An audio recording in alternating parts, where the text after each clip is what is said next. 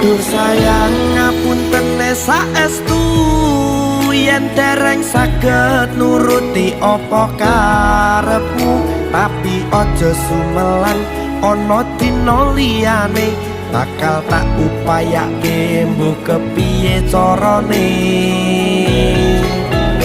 Tresnoku ora bakal luntur, sayangku ora bakal goyah senajan kahanane bubrah.